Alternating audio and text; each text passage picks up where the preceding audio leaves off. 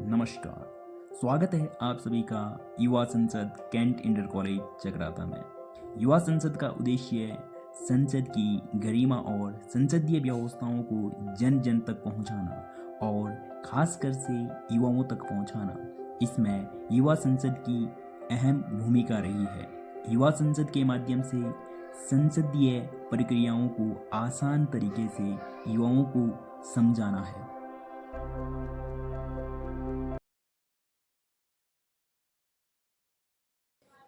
संसदगण सावधान, माननीय अध्यक्ष महोदया पधार रही है।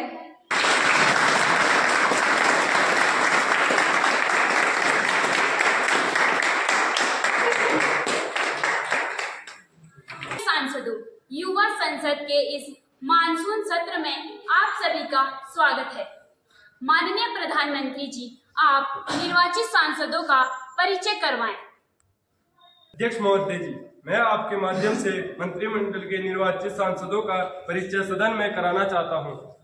प्रथम सांसद उत्तराखंड टिहरी लोकसभा से सीट से निर्वाचित हुई है कुमारी समीक्षा वर्मा जी।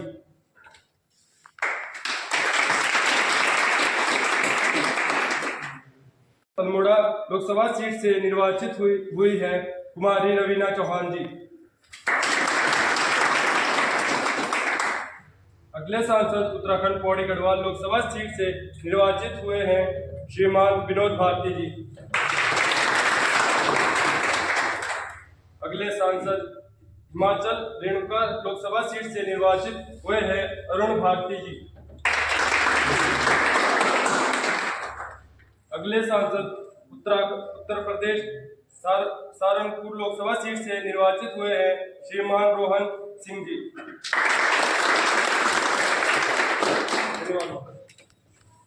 महासचिव, आप सांसदों से शपथ ग्रहण करवाएं। प्रथम सांसद उत्तराखंड टिहरी लोकसभा सीट से निर्वाचित हुई है कुमारी समीक्षा जी। महोदय मंच पर आने का कष्ट करें। महोदय, आप शपथ लेना चाहोगे या प्रतिज्ञा लेना चाहोगे? महोदय, मैं शपथ लेना चाहूंगी। महोदय, शपथ कौन सी भाषा में लेना चाहोगे? हिंदी भाषा या अंग्रेजी भाषा या संस्कृत भाषा? महोदय जी, मैं हिंदी भाषा में शपथ लेना चाहूंगी। कुमारी समीक्षा वर्मा, जो उत्तराखंड टिहरी लोकसभा सीट से निर्वाचित हुई हूँ, मैं ईश्वर की शपथ लेती हूँ कि मैं विधि द्वारा स्थापित भारत के संविधान के प्रति श्रद्धा और निष्ठा रखूंगी, देश की प्रभुसत्ता और एकता बनाए रखूंगी तथा जिस पद को मैं ग्रहण करने वाली हूँ उसके कर्तव्यों का श्रद्धापूर्वक निर्वहन करूंगी। धन्यवाद। अल्मोड़ा लोकसभा सीट से निर्वाचित हुई है कुमारी रवीना चौहान जी। महोदय, मंच पर आने का कष्ट करें। महोदय, आप शपथ लेना चाहोगी या प्रतिज्ञा लेना चाहोगी? महोदय, मैं शपथ लेना चाहूंगी। महोदय, आप शपथ कौन सी भाषा में लेना चाहोगी? हिंदी भाषा या अंग्रेजी भाषा या संस्कृत भाषा? महोदय, मैं हिंदी भाषा में शपथ लेना चाहूंगी। मैं कुमारी रवीना चौहान, जो उत्तराखंड अल्मोड़ा सीट से निर्वाचित हुई हूँ, मैं ईश्वर की शपथ लेती हूँ कि मैं विधि द्वारा स्थापित भारत के संविधान के प्रति निष्ठा और श्रद्धा रखूंगी, देश की प्रभुसत्ता और एकता बनाए रखूंगी तथा जिस पद को मैं ग्रहण करने वाली हूँ उसका कर्तव्य तथा श्रद्धापूर्वक निर्वहन करूंगी। धन्यवाद। लोकसभा सीट से निर्वाचित हुए हैं श्रीमान विनोद भारती जी। महोदय, मंच पर आने का कष्ट करें। महोदय, आप शपथ लेना चाहोगे या प्रतिज्ञा लेना चाहोगे? महोदय, मैं शपथ लेना चाहूंगा।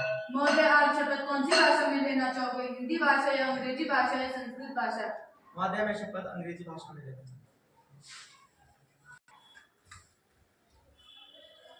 I, Vinod, having been elected a member of lower house of the youth parliament, do swear in the name of God that I will bear true faith and allegiance to the Constitution of India as by law established, that I will uphold the sovereignty and integrity of India, and that I will faithfully discharge the duty upon which I am about to enter. Thank you. प्रश्नकाल सत्र शुरू करें। प्रश्न number संख्या 101, नेता प्रतिपक्ष रविंद्र चौहान जी। अध्यक्ष महोदय, मेरा सरकार से यह प्रश्न है कि माननीय शिक्षा मंत्री यह बताने का कष्ट करेंगे कि जवाहर नवोदय विद्यालय में प्रवर्जन नीति माइग्रेशन पॉलिसी का क्या उद्देश्य है? क्या यह नीति अपने उद्देश्य की पूर्ति में सफल है? यदि नहीं तो सरकार इस संबंध में क्या उपाय कर रही है? माननीय मंत्री महोदय जी, मैं आपके माध्यम से विपक्ष पार्टी को ये बताना चाहता हूँ कि जवाहर नवोदय विद्यालय में प्रवर्जन नीति माइग्रेशन पॉलिसी का मुख्य उद्देश्य राष्ट्रीय एकता और मजबूत करना तथा विभिन्न संस्कृतियों का पारस्परिक आदान प्रदान है। यहाँ की नीति अपने उद्देश्यों में काफ़ी हद तक सफल है, लेकिन जब भी इस नीति के अंतर्गत कोई स्थानीय समस्या उत्पन्न होती है तो समाधान स्थानीय कारणों को ज्ञात करके इसका समाधान कर दिया जाता है। प्रश्न नंबर महोदय जी, मैं आपके द्वारा सरकार से प्रश्न करना चाहता हूं कि क्या खाद्य एवं कृषि मंत्री इस तथ्य से अवगत है कि प्याज के मूल्यों में हो रही बेतहाशा वृद्धि है एवं प्याज का मूल्य 70 से 80 प्रति किलो पहुंच गया है? यदि हाँ, तो सरकार ने इस प्याज के मूल्य को रोकने के लिए क्या उपाय किए? माननीय मंत्री अध्यक्ष महोदय, मैं आपके माध्यम से विपक्ष को यह बताना चाहता हूं कि प्याज के मूल्य में हो रही वृद्धि की जानकारी सरकार को है। प्याज की कीमतों पर नियंत्रण के लिए सरकार कई प्रकार के उपाय कर रही है। राज्य सरकारों के सहयोग से लगातार छापों की कार्यवाही जारी है, जिससे प्याज की आपूर्ति बढ़ाई जा सके। प्रश्न नंबर संख्या 103 सदस्यगण कुमारी अंशिका चौहान जी। अध्यक्ष महोदय जी, मैं आपके माध्यम से सरकार से प्रश्न पूछना चाहती हूँ। श्रीमान, क्या पेट्रोलियम मंत्री यह बताने का कष्ट करेंगे कि क्या सरकार ने हाल ही में पेट्रोलियम सहित आवश्यक वस्तुओं की कीमतों में वृद्धि की है? यदि हाँ, तो इसका क्या कारण है? माननीय मंत्री अध्यक्ष महोदय जी, मैं आपके माध्यम से विपक्ष पार्टी को यह बताना चाहूँगा कि महोदय, रूस व यूक्रेन के बीच चल रहे युद्ध के कारण अंतर्राष्ट्रीय बाजार में कच्चे तेल के दाम काफ़ी बढ़ गए हैं, जिसके परिणाम स्वरूप तेल कंपनियों का घाटा भी बहुत अधिक बढ़ चुका है।